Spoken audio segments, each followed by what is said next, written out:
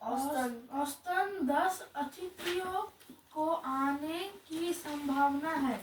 हाँ, इनमें 3 या 5 स्वपरिवार होंगे, इसीलिए स्थान की व्यवस्था ऐसी होनी चाहिए कि परिवार वाले लोग अलग रह सके और शेष एक साथ। তারপর इनको আছে এখানে इसको ध्यान में रखते हुए 3 रसोई घर মানে কি? হ্যাঁ, और मकान कुल 50 এগুলো আন্ডারলাইন কর, কারণ এগুলো শর্ট কোশ্চেনে দেবে। मकान कुल कितना? 50,000 वर्ग फुट, 50,000 वर्ग फुट क्षेत्रफल में बने तो सब लोगों के लायक जगह हो जाएगी। তারপর इसके अलावा 3,000 पुस्तकों रखने लायक पुस्तकालय মানে হচ্ছে লাইব্রেরি, ওটাকেও আন্ডারলাইন কর। 3,000 পুস্তকে রাখনে লায়ক पुस्तकालय, অতটা পর্যন্ত আন্ডারলাইন করবি। पुस्तकालय और अलमारियां होनी चाहिए।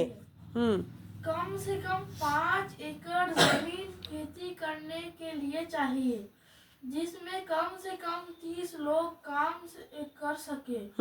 इतने खेती के औजार चाहिए। इनमें কুদালিও ফাবড়া, ওই যে কোদাল ফাবড়া যেগুলো লোহার যে মেটেরিয়াল গুলো থাকে, যেগুলো দিয়ে আমাদের চাষ করার কাজে লাগে, সেইগুলো। फावड़ा और वो की जरूरत होगी।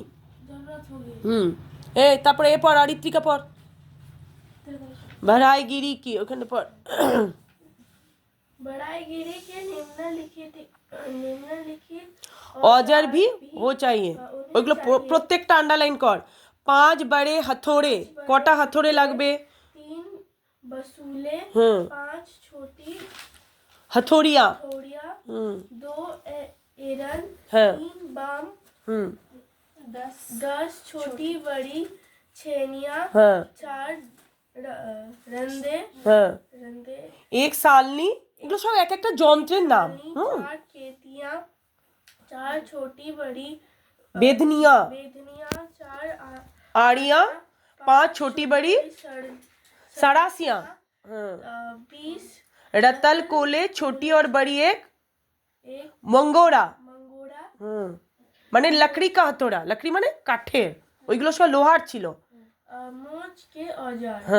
मेरे अनुमान से इन सब पर कुल 5 रुपए खर्च। তখনকার দিনে 5 টাকা, তাহলে কি এখনকার দিনে হবে? তখনকার দিনের কথা বলা হয়েছে।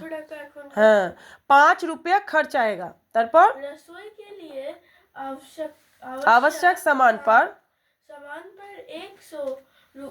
50 रुपये खर्च आएगा। इंद्राणी पर स्टेशन पर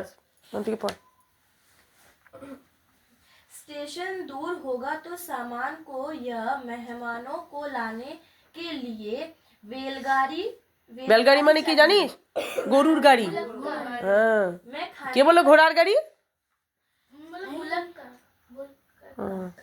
তাই বললি, আমি শুনলাম ঘোড়ার গাড়ি বললি। বেলগাড়ি মানে হচ্ছে গরুর গাড়ি। চেপেছিস কেউ তোদের মধ্যে কেউ? আমিও বহুবার।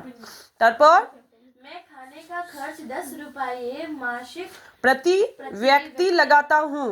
मैं नहीं समझता कि हम यह खर्च पहले वर्ष में निकाल सकेंगे। वर्ष में औसतन 50 लोगों का खर्च 4,000 रुपया में आ जाएगा। মানে একটা হিসাব করছে আর কি, এই খরচা হতে পারে। मुझे मालूम हुआ है कि प्रमुख लोगों की इच्छा यही है कि अहमदाबाद में यह प्रयोग 1 वर्ष तक। এটা আন্ডারলাইন কর।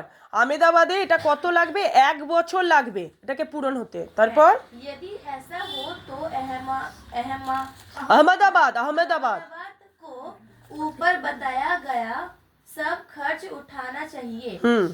मेरी मांग तो यह भी है कि अहमदाबाद मुझे पूरी जमीन और मकान सभी दे दे, तो बाकी खर्च में कहीं और से यह दूसरी तरह जुटा लूंगा। अब चूंकि विचार बदल गया है, इसलिए ऐसा लगता है कि 1 वर्ष का या इससे कुछ कम दिनों का खर्च अहमदाबाद, এটা আহ কেটে কেটে পর দেখাবে, বল আহমদাবাদ। को उठाना चाहिए।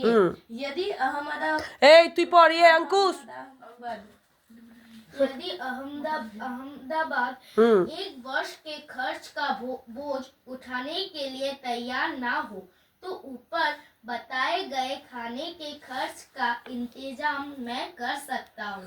चूंकि मैंने खर्च का ये अनुमान जल्दी में तैयार किया है, इसलिए ये संभव है कि कुछ मुद्दे मुझसे छूट गए हो। इसके अतिरिक्त खाने के खर्च से सिवा मुझे स्थानीय स्थितियों की जानकारी नहीं है, इसलिए मेरे अनुमान में भूलें भी हो सकती है। यदि अहमदाबाद सब खर्च उठाए तो विभिन्न मदों में खर्च इस तरह होगा। এবার পয়েন্টগুলো বলছে किसे किराया बंगला और खेत की जमीन, किताबों की अलमारियों का खर्च, बढ़ाई के औजार, मोची के औजार, तापर चौके के सामान, एक बैलगाड़ी या घोड़ा गाड़ी, एक वर्ष के लिए खाने का खर्च 6000 रुपया। नेक्स्ट की बोलते हैं रुद्र पर नेक्स्ट लाइनটা मेरा ख्याल है कि हमें लुहार और राजमिस्त्री আছে राजमिस्त्री যারা বাড়ি বানায় राजमिस्त्री के औजारों की भी जरूरत होगी। दूसरे बहुत से औजार भी चाहिए, किंतु इस हिसाब से मैंने उनका खर्च और शिक्षण संबंधी सामान का खर्च शामिल नहीं किया गया है। शिक्षण का सामान में 5-6 देसी কার্গো होगी। এটা লিখছে কে দেখ নিচে মোহনদাস করমচাঁদ গান্ধী নিজে লিখেছে। ঠিক আছে, তাহলে এরপর আমি কোশ্চেন অ্যান্সারটা করিয়ে দিচ্ছি।